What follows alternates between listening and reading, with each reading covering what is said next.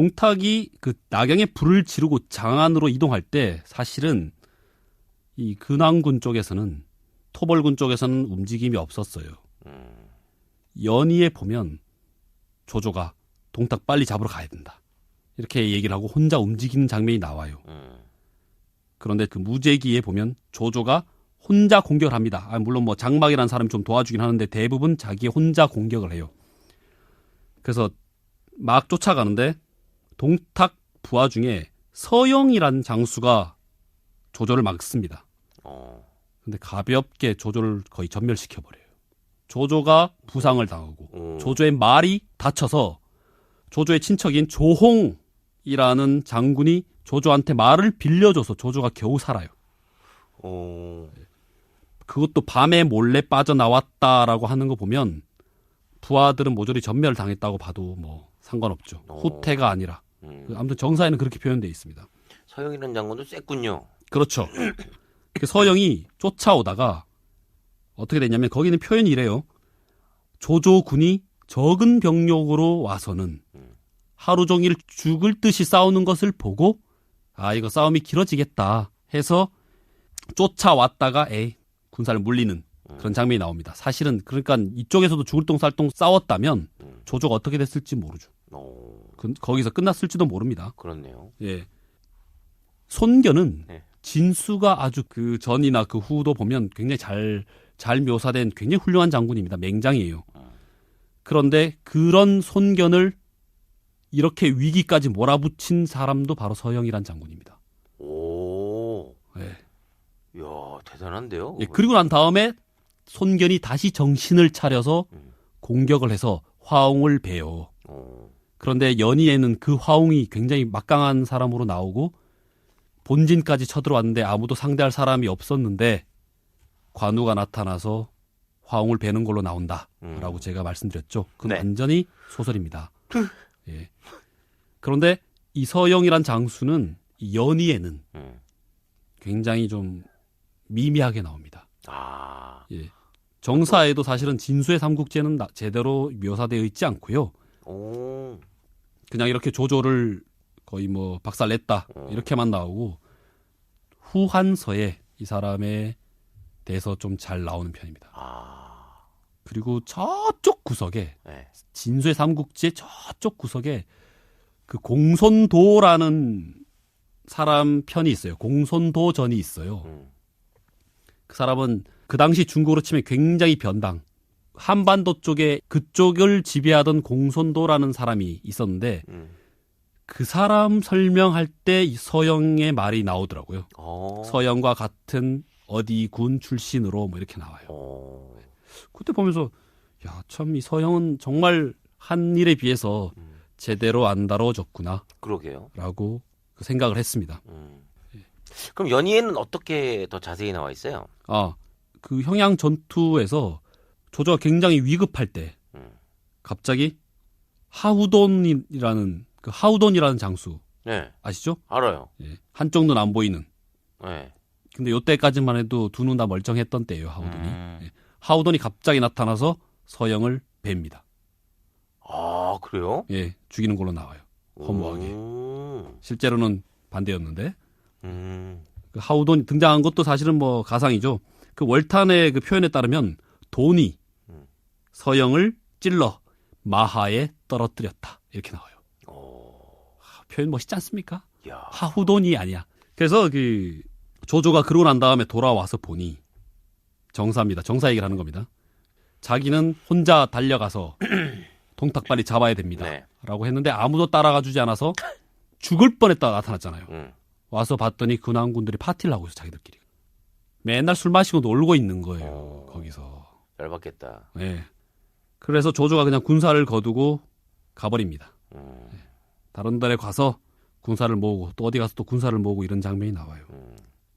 그때부터 자기들끼리 죽이고 살리고 하는 장면이 나와요. 뭐 유대는 교모를 죽이고 뭐 원소는 한복의 군사를 빼앗고 뭐 이런 장면이 막 나와요. 이미 연합군이 실질적으로 와해가 된 거죠. 그렇죠.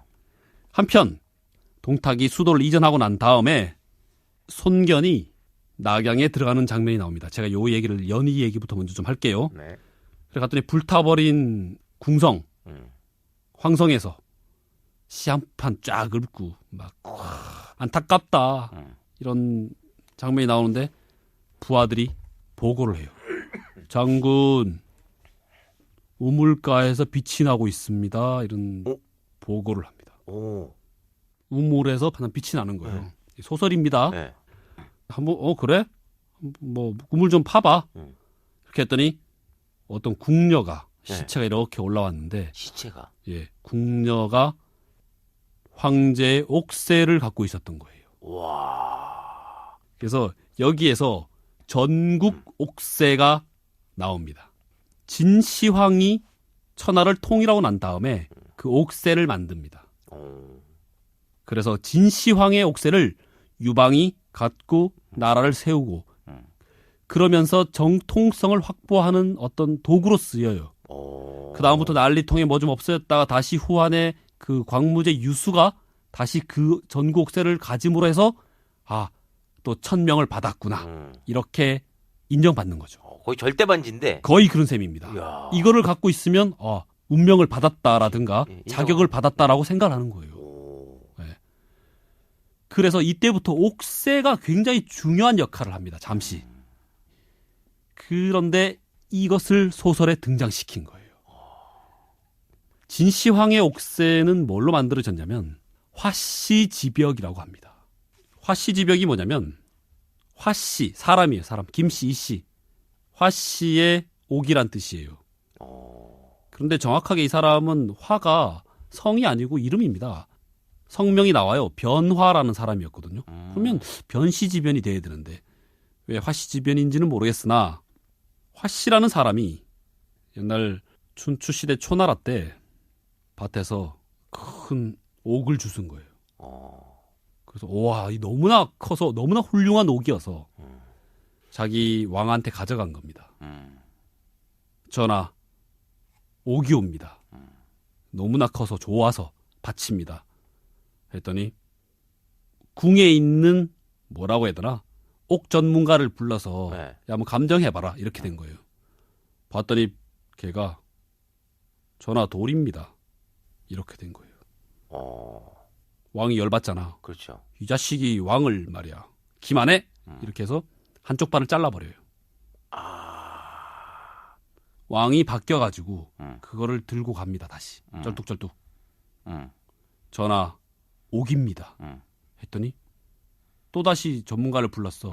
그때 그놈이 또 나온지 모르겠는데 돌입니다. 또? 예. 왕이 또 열받아서 나머지 다리도 잘라버려요. 안진뱅이. 그렇게 된 거죠. 그래서 또 그 옥을 잡고 이제 울었지. 왕이 또 바뀌었습니다. 그 소리가 그 왕의 귀에 들어가요. 변화라는 사람이 옥을 돌덩이를 안고 운다고. 불러봐라. 이렇게 됐죠. 전하 옥이 옵니다. 다시 얘기를 하는 거예요. 만약에 이번에도 옥이 아니면 얘는 다리가 아니라 목이 날라가는 그렇죠. 목이 날라는 겁니다. 그래서 옥장이를 불러서 이번엔 걔가 아니었던 것 같아. 한번 깎아봐라. 깎았더니 진짜 천하의 보옥이 나온 거예요. 와. 예. 그 로봇 태권브이처럼 두 다리를 붙여줄 수도 없고. 그러니까. 와. 그 다행이네. 예. 그래서 무슨 뭐 다른 기록에는 보상을 받았느니 뭐니 이렇게 되는데 요 기록은 한비자에 나오는 기록입니다. 네. 그 옥이 진시황에게 넘어가서 진시황이 옥새로 만든 거예요? 옥새로 만들었다라고들 합니다. 오. 그래서 거기에 써진 게 뭐냐면 수명, 어천, 기수, 영창 명을 하늘로부터 받았고 그것은 영원토록 창대하리라 이 정도의 뜻이 돼요. 그냥 좋은 옥만 나오면 화씨의 벽이야. 그러니까. 네. 그래서 사기에 좋은 거에 대한 좋은 옥에 대한 대명사처럼. 그렇죠. 사기에 그렇게 나오다 보니 그 이후의 기록은요. 사략이나 뭐 자칫 통감 이런 거에 보면 좋은 옥은 다 화씨의 벽이야. 그러다 보니 삼국지에 요게 나와요. 손견이 얻은 옥새는 뭐 전국 옥새가 당연한 거고 연희에는 손견이 그 제후군 중에 하나입니다. 이 옥새를 딱 가지니까 손견이 마음이 살짝 바뀐 거야. 그 전까지만 해도 황궁을 보고 참 임금이 살던 곳이 이렇게 된 것에 대해서 눈물도 막 흘리고 했던 이 충의 지사가 옥새를 보니 마음이 싹 바뀌어가지고 나 빨리 돌아가야겠다라고 생각을 한 거죠. 그래서 총사령관이 누구였죠? 원소였습니다. 네. 원소한테 그 다음날 가서 나 집에 가야겠어 라고 얘기를 합니다. 왜 갑자기 뭐 이런저런 이유도 있고 뭐 집에 가스도 열어놓은 것 같고 그래서 가려고 하니 그 원소는 이미 그것을 알고 있었어요.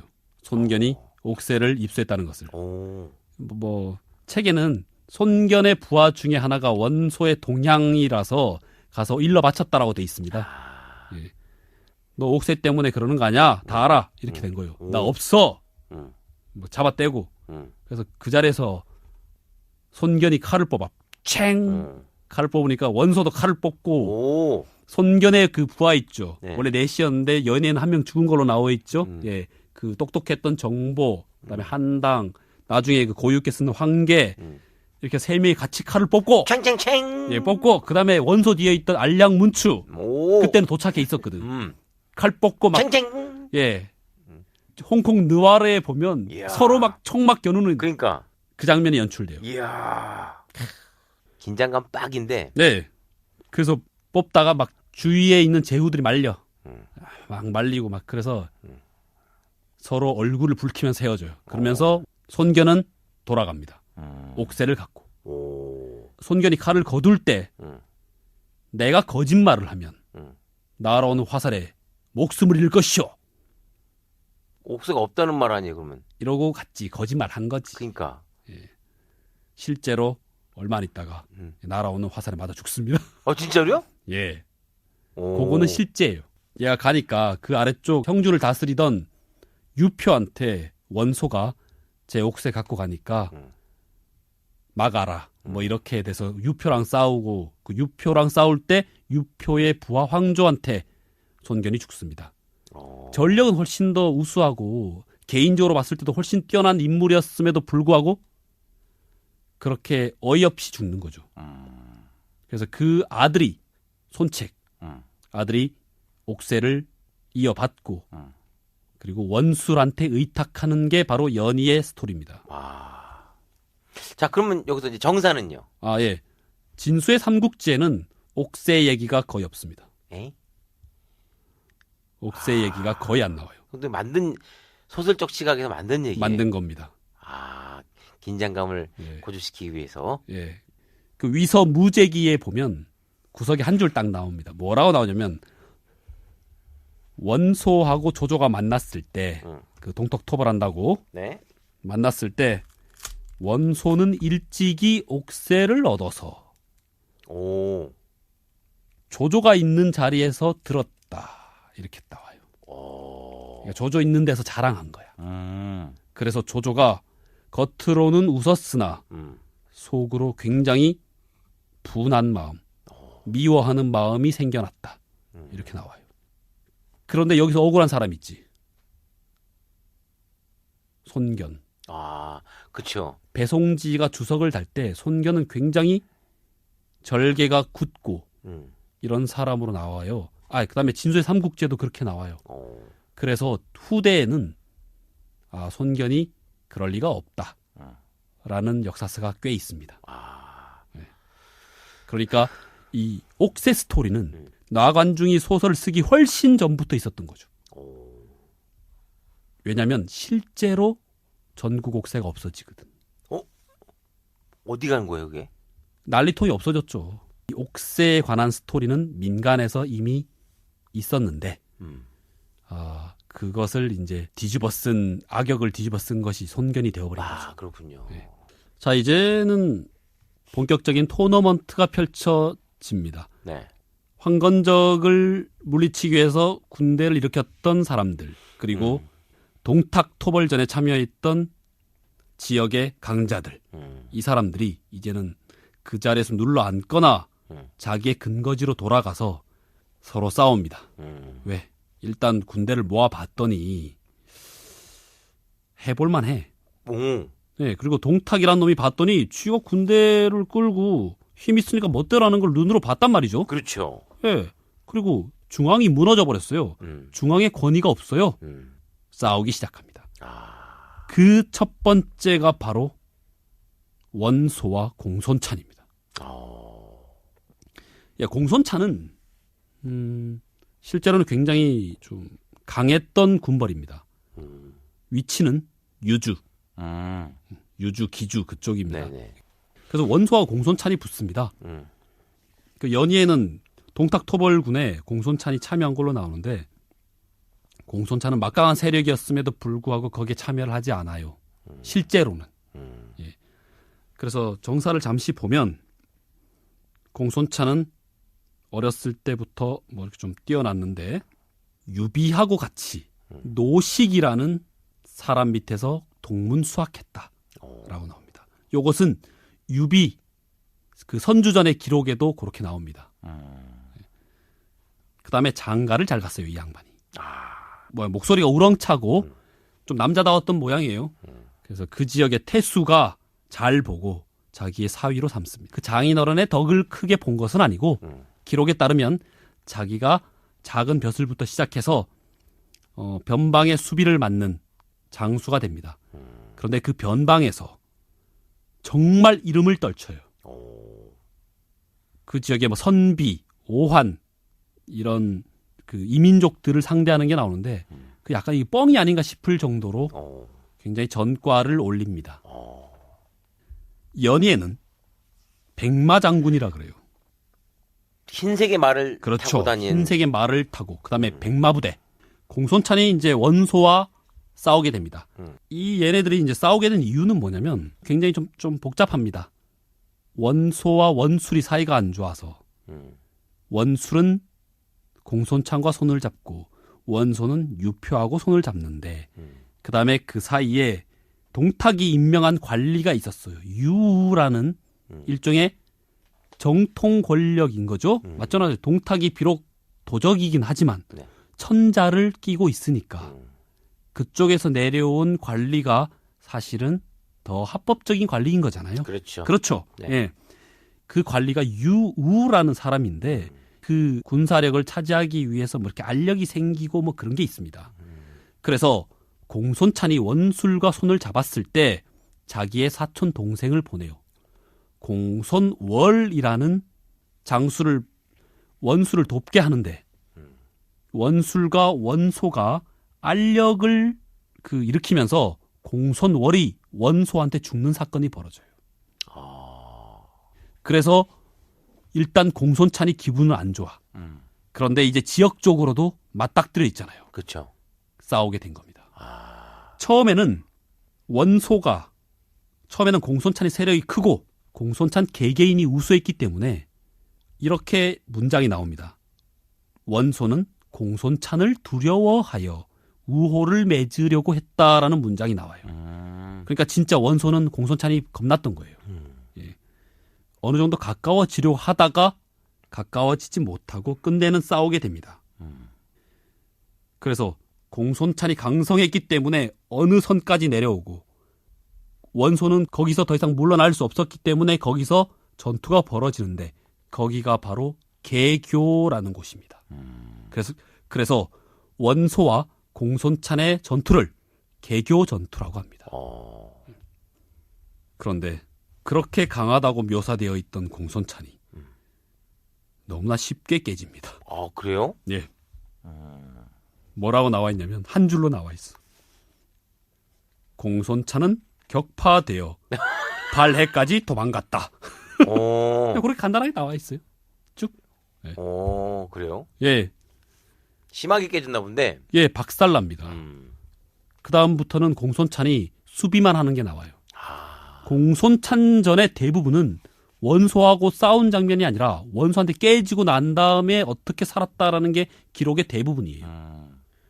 그래서 그 이후로부터는 원소와의 대결은 수비만 했다고 봐도 거의 무리가 없습니다. 정사에 의하면. 그러나 죽는 거는 굉장히 나중에 죽어요. 아, 끈질겼구나. 예. 끈질기게 겨우 막 버티고 싸우는데 그 역성이라는 곳에서 공손찬은 최후를 맞이를 합니다. 그런데 그때까지 그 사람이 보인 행보는 이상한 곳에서 꼭대기에서 첩과 내시의 시중만을 받고 문서는 뭐 바구니로 들어서 올리고 접촉하는 이상한 장면이 벌어져요. 소통하지 않는 리더는 어떻습니까? 결국 뭐 이제 결국 끝이 안 좋잖아요. 그렇죠. 뭐 어떻게 되어서 끝내는 뭐 자살을 한다 이렇게 나옵니다만 그래서 연희의 그것을 또 잠시 또 보자면 공손찬은 엄청 강하게 나오고 17로, 18로 동탁 토벌전에도 참여한 제후로 나오고 거기까지는 잘 나오지만 그 다음부터는 또 공손찬을 또 잘 써놓진 않았어요. 뭐라고 나와 있냐? 왜 화웅이 죽고 난 다음에 여포가 나선다고 얘기했죠. 네. 여포가 나서서 싸우는데 막 여포가 날아다닌다고 얘기했죠. 네. 그래서 팔랑기르게 본진까지 등장하는데 그때 처음으로 나가서 맞닥뜨렸던 것이 공손찬입니다. 이런 이 자식 이러면서 칼을 빼들고 나갔는데 여포한테 죽을 뻔해. 그러니까 또 이 그 소설에서는 손견과 더불어 이 공손찬을 또 모냥 빠지게 또 써놨습니다. 물론 그 이후에 원소와의 대결은 좀 폼나게 써놨습니다만 이렇게 모양 안 좋게 데뷔를 해요. 그래서 공손찬이 죽을 뻔하는 것을 누가 살려주느냐? 바로 장비가 살려주는 겁니다. 장비 이놈 이러면서 딱 살려줍니다. 뭐 성세계인 놈아 이렇게 싸우는 거죠. 근데 성세계가 뭐예요? 그러니까 아버지를 계속 바꾼 거예요. 자기 성은 원래 여신데 자기를 처음에 거두어줬던 정원을 자기가 배신하잖아요. 연희에는 정원과 부자 사이로 나와요. 의부자로. 그러니까 여씨였다가 정씨였다가 나중에 동탁하고 부자 사이가 되잖아요. 동씨였다가 또 죽이잖아요. 그러니까 장비는 여포 죽을 때까지 만날 때마다 이 성세계인 종놈아 뭐 이렇게 약 올리는 장면이 나옵니다. 그러니까 배신을 잘하는 놈아라는 뜻이죠. 그래서 장비가 싸우다가 안 되니까 관우가 나와서 또 2대1로 싸우다가 유비까지 나와서 3대1로 싸우다가 여포가 잘 막아내다가 후퇴하는 장면이 나온다고 했잖아요. 네네. 그 지난 시간에. 그러니까 요거 하나 장면으로 여포가 넘버원이 되는 거잖아요. 이렇게 3대1로 싸우는 어떤 빌미를 소설상에서 주는 사람으로 바로 공손찬이 나옵니다. 그래서 개교 전투는 원소전이나 공손찬전에서나 그다지 자세하게 나오지 않습니다. 연희에서는 뭐 치열하게 나옵니다. 그리고 원소는 그렇게 공손찬을 구석으로 몰아버리고 공손찬의 세력권을 모두 거의 흡수를 합니다. 이때 원소가 왕창 성장을 합니다. 그렇잖아요. 랭킹 높은 놈 때리면 바로, 자기가 랭킹이 올라가는 것처럼. 그렇죠. 자, 개교 전투 이후에 또 눈여겨볼 것은 바로 조조와 원술이 붙습니다. 바로 조조의 아버지와 조조의 가족이 몰살당하는 사건이 벌어집니다. 그래서 조조는 원술과의 원술이든 뭐든 간에 모든 전투를 접고 그 복수전에 매달립니다. 아이고.